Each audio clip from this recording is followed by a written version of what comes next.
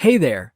Welcome to another section of Python GUI Programming Solutions, creating amazing 3D GUIs with PyOpenGL and Pyglit. In the previous section, we used the WX-Python library. In this section, we'll see how PyOpenGL transforms our GUI. Then, we'll create a GUI in 3D. After that, we'll see how easily Pyglit transforms our GUI as compared to PyOpenGL. Finally, we'll create a slideshow using tkinter and use another library called Pillow. In this video, we will create a Python GUI that imports PyOpenGL modules and does actually work. First, we have to install the PyOpenGL extension module. After successfully installing the PyOpenGL modules that match our OS architecture, we will create some example code. In order to do so, we need to overcome some initial challenges. This video will show one proven way that does work. If you experiment on your own and get stuck, remember the famous words from Thomas A. Edison: "I have not failed. I've just found 10,000 ways." That won't work. We will install the PyOpenGL package. In this course, we are using Windows 7 64-bit OS and Python 3.4. The screenshot of downloads that follows is for this configuration. We will also be using WX-Python. If you do not have WX-Python installed, you can watch some videos from the previous section about how to install WX-Python and how to use this GUI framework. We're using the WX-Python Phoenix release, which is the newest release and is intended to replace the original, Classic. In order to use PyOpenGL, we have to first install it.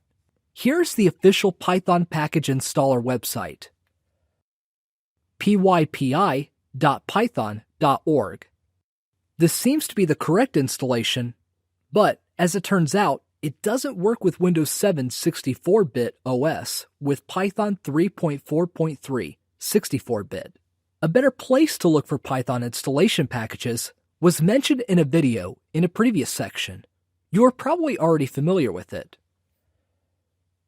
We download the package that matches both our OS and our Python version. It comes with a new wheel format, so we have to install the Python wheel package first. How to install the Python wheel package is described in a previous video. Here's the website from where we can download PyOpenGL and wheel format.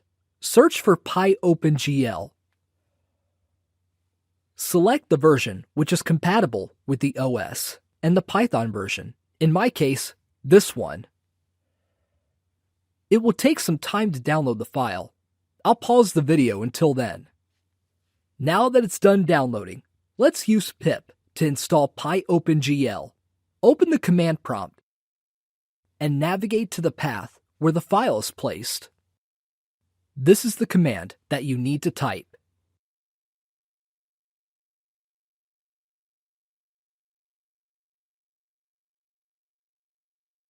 Okay, so we're successful in installing PyOpenGL via the wheel file using the pip command. It installs all the 64-bit modules we require. Let's now check if it works and try to import some PyOpenGL modules.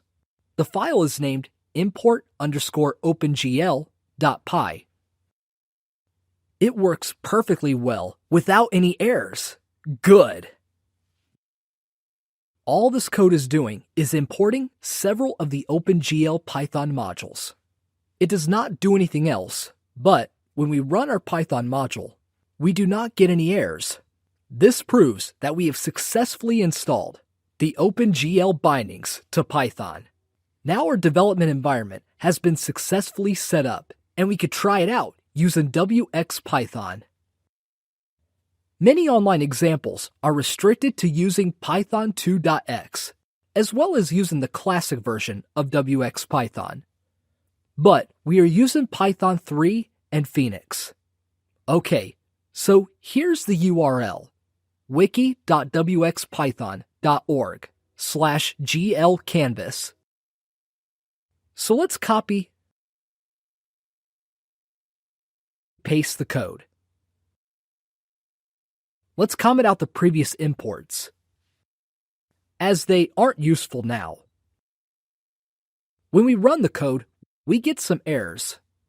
Okay, so let's modify our code a bit and run the code again. We can now create the GUI like so. Using the code based on the WX Python demo examples creates a working 3D cube. In comparison, running the cone example did not work, but this example got us started on the right track. In this video, we had our first experiences of OpenGL with PyOpenGL Python bindings. While OpenGL can create truly amazing images in true 3D, we ran into some challenges along the way, and then found solutions to these challenges that made it work. We are coding in Python, creating 3D images. In the next video, we'll make our GUI in 3D. Exciting, right? Let's catch up in the next video then.